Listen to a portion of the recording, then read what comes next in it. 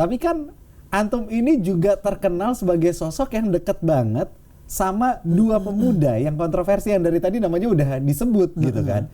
Mereka ini kontroversial banget gitu dan deket banget sama mereka, sering bikin konten sama mereka. Apa sih sebenarnya tujuannya gitu?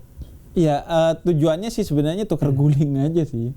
Jadi saya pansos kepada mereka. Oke, jujur. Bagus. Jadi gitu kan.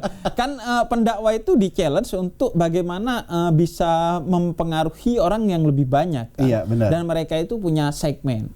Punya segmen pendengar dan akhirnya suatu hari kita ketemu sama mereka. Saya ketemu sama mereka. Awalnya ya karena mereka kan sempat dinilai punya kasus. Iya. Yang nyerempet pada agama. Nah makanya mereka datang ke saya, Bib, saya nih ditolak oleh semua orang sudah dianggap penista dan lain sebagainya. Oh, mereka galau ya? Iya, galau. Oke. Dan akhirnya ngobrol sama saya, ya oke lah, ini teman-teman udah oke, merasa ya ada yang salah. Kemudian ayo kita jalan bareng gitu. Dia mau, ya udah kita jalan bareng. Nah akhirnya saya kan didengar lebih banyak teman-teman mereka gitu. Artinya lebih banyak orang yang mendengar saya dengan bikin konten sama mereka. Di sisi lain mereka terlindungi dengan adanya saya. Artinya ketika mereka bikin konten-konten yang nyerempet agama, ada saya yang kemudian menjelaskan, nggak membentengi. Jadi kalau ada apa-apa ya kena bareng-bareng gitu. Enggak sih, maksudnya kalau bikin konten mereka sharing dulu kepada saya gitu. Bib, ini secara agama tuh emang begini ya, begitu. Dan sebenarnya bukan hanya saya di pihak Islam gitu. Ada pendeta Yeri Pati Nasarani di pihak Protestan yang mendampingi gitu. Jadi posisi kita akhirnya mutualisme gitu. Mereka belajar agama, saya belajar jadi YouTubers.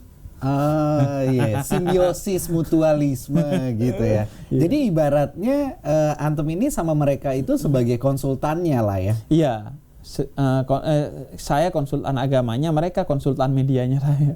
Kira-kira gitulah hubungannya. Jadi pada saat mereka galau itu apa yang dilakukan sama antum ke mereka sampai akhirnya mereka tuh bisa seperti sekarang gitu loh, bisa stay sampai sekarang? Iya, sejak saat itu kan saya bilang bahwa mereka tanya, apakah komedi itu haram? Enggak, kata saya. Nabi juga bercanda gitu. Bahkan komedi itu bisa jadi medium dakwah, kata saya. Segala sesuatu itu bisa jadi medium dakwah. Oh, kalau begitu ya udah. Mau nggak Bib kita jadikan konten-konten kita yang kaitannya sama agama medium dakwah buat Habib gitu. Ya udah, akhirnya dari awal tuh kita pertama bikin video menjelaskan bahwa sebenarnya Coki Muslim ini bukan orang yang seperti Anda bayangkan gitu. Anti Islam, kemudian seolah-olah mau bercandain Islam untuk merendahkan, nggak gitu. Setelah itu kita akhirnya berjalan jadi bikin konten dakwah, bahkan bukan hanya bikin konten tentang agama gitu, kita mendakwahkan. Misalnya sekarang tuh saya punya Kultum Pemuda Tersesat, menjawab pertanyaan-pertanyaan para pemuda tersesat yang pertanyaan-pertanyaannya sesat gitu.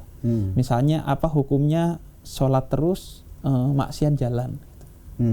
Atau apa hukumnya minum bir tapi gak sampai mabuk gitu.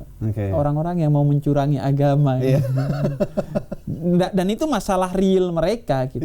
Masalah-masalah real mereka. Jadi akhirnya saya bikin konten itu, dan itu gila, sambutannya besar banget gitu. Sampai saya pernah nyebrang jalan pakai motor tuh. Tiba-tiba ada ojek online yang kayak mau nabrak. Apaan, kata saya, ngapain kayak mau nabrak gitu. Saya noleh, Bib, saya pemuda tersesat gitu, sambil dia buka maskernya gitu. Ini di jalan raya, Anda jangan nyapa saya segininya. Saya merasa diteror sama Anda. Itu serius, gila, kata saya, ini gila banget.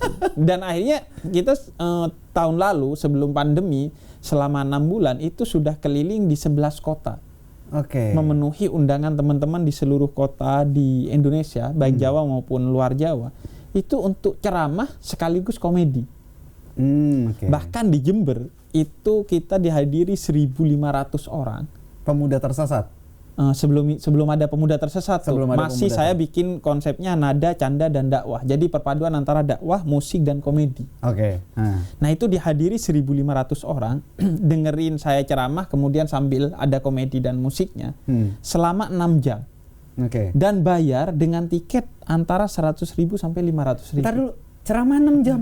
6 jam dari jam 12 siang sampai jam 6 maghrib. Itu benar-benar Itu kalau nggak ada maghrib terus tuh. gak pegel, Beb. Ya enggak sih, asik soalnya ngobrol-ngobrol sama ada Coki, ada Muslim, ada Uus, ada Kikan Coklat sambil nyanyi di sela-sela. Jadi ada tanya jawab, ada Coki Muslim nanya hal-hal Nggak yang kirain aneh-aneh. 6 jam bener-bener antum ngomong sendiri enggak, aja gitu. enggak. Pegel juga. Jadi kadang kalau mereka lagi musik saya jadi hostnya, Oke. mereka lagi stand up kita jadi hostnya gitu. Hmm. Pokoknya digabungin tuh komedi, dakwah dan musik selama 6 jam. Dan kerennya tuh gini, kalau babi itu dihalalkan dalam Islam, artinya semua orang makan babi. Orang Kristen makan babi, orang ateis makan babi, orang Islam makan babi. Yeah. Nanti ekosistem babi habis di muka bumi ini. Salata, Ithnan, Wahid. Wassalamualaikum warahmatullahi wabarakatuh.